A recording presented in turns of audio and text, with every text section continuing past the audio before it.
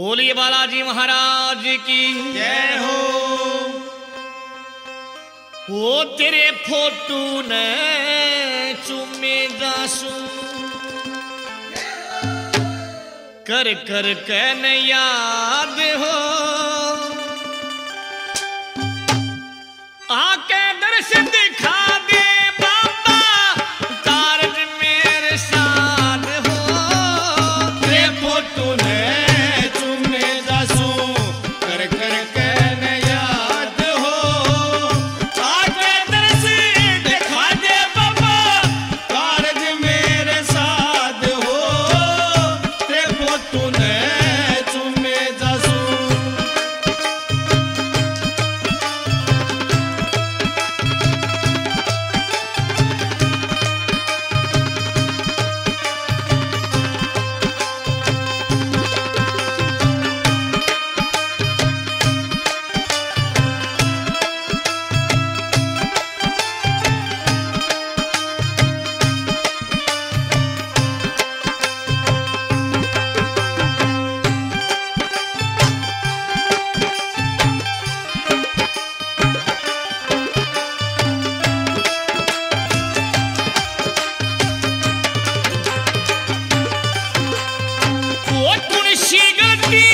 होगी बाबा मुझसे शान छुपाई क्यों सपने में भी दिखे कोया ऐसी नौबत आई क्यों।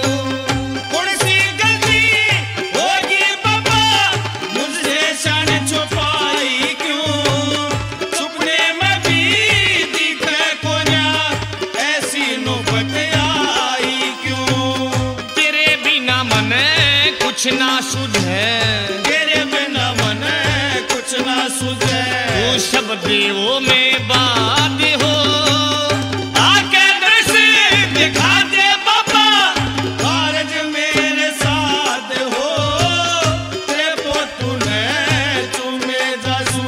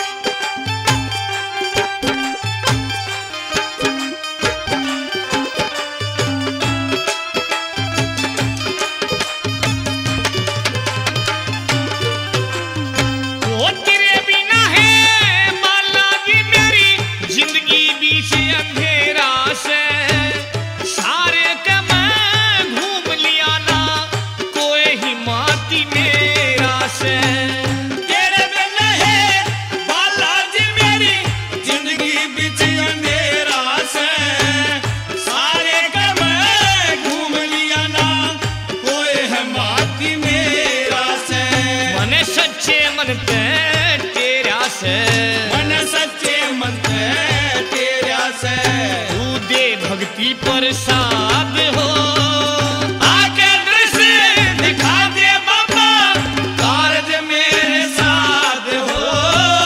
तेरे फोटू ने चुमे दासू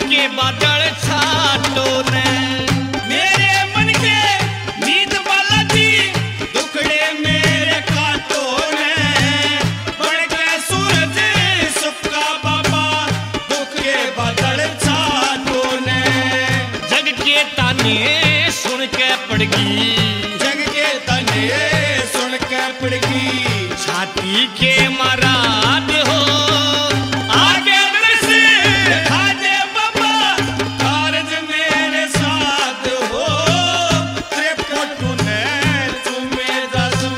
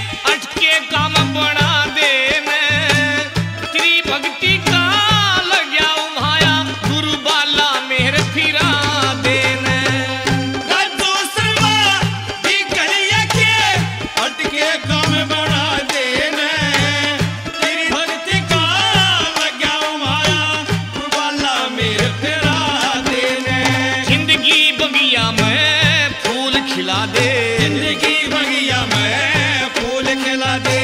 छोटी सी फरियाद हो